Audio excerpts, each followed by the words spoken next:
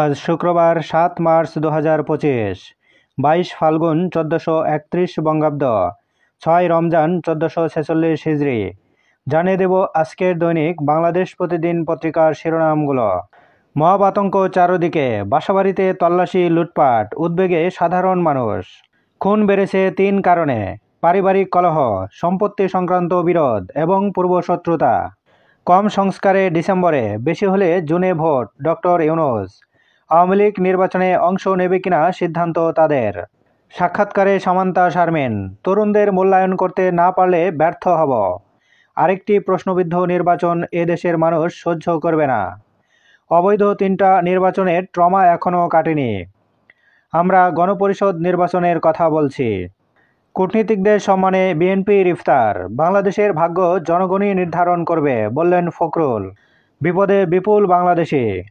অবৈধদের ফেরত পাঠাবে যুক্তরাষ্ট্র, গ্রেপ্তার হলেন এক আশ্রয় প্রার্থীও। ডক্টর ইফতেখারুজ্জামান, তথ্য কমিশন চলত দলীয় ক্যাডার দিয়ে। সেন্ট্রাল আফ্রিকায় সম্মানসূচক রাষ্ট্রপতি পদকে ভূষিত সেনা প্রধান। লন্ডনে জয়শঙ্করের ওপর হামলার চেষ্টা। জামায়াতে আমির, সঠিকভাবে জাকাত আদায় হলে সব মানুষ স্বাবলম্বী হবে। পোশাক নিয়ে ঢাবি ছাত্রীকে হেনস্থা, গ্রেপ্তার ব্যক্তিকে নিয়ে তুলকালাম। জামিনে মুক্ত, শাস্তি দাবি তদন্তে কমিটি। রয়টার্সকে নাহিদ ইসলাম, নির্বাচন এবছর আয়োজন সম্ভব নয়।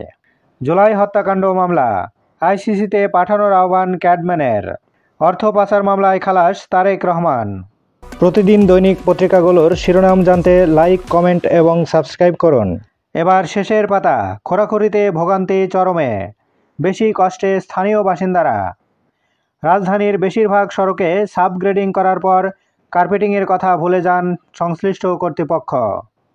সেবাদাতা সংস্থাগুলোর মধ্যে সমন্বয়ের অভাবে একই রাস্তা বারবার কাটাকাটি করা হয়। খাদ্য বহির্ভূত খাত এখনও চড়া, ফেব্রুয়ারিতে মূল্যস্ফীতি কমেছে। থমথমে বিএসইসিতে কর্মবিরতি, সেনা পাহারায় কার্যালয়ে আসেন চেয়ারম্যান। দ্রুত সংকটের সমাধান চান বাজার সংশ্লিষ্টরা। বিনিয়োগকারীদের বিক্ষোভ। জাতীয় ঐকমত্য কমিশন, সংস্কার বিষয়ে মতামত চেয়ে দলগুলোকে চিঠি। ঢাকা মেডিকেল, যৌথ বাহিনীর অভিযানে আটক ৭০। নজরুলের ৬ বাড়ি ৮ প্লট জব্দ, শেয়ার অবরুদ্ধ। আতিউরসহ ২৩ জনের দেশত্যাগে নিষেধাজ্ঞা। অষ্টম কলাম, ১১ কোটি নাগরিকের তথ্য বিক্রির মামলায় সচিব রিমান্ডে। পাহারাদারকে হত্যা, ৭ গরু ডাকাতি। ৫৬ জেলেকে ছেড়ে দিয়েছে মিয়ানমার নৌবাহিনী।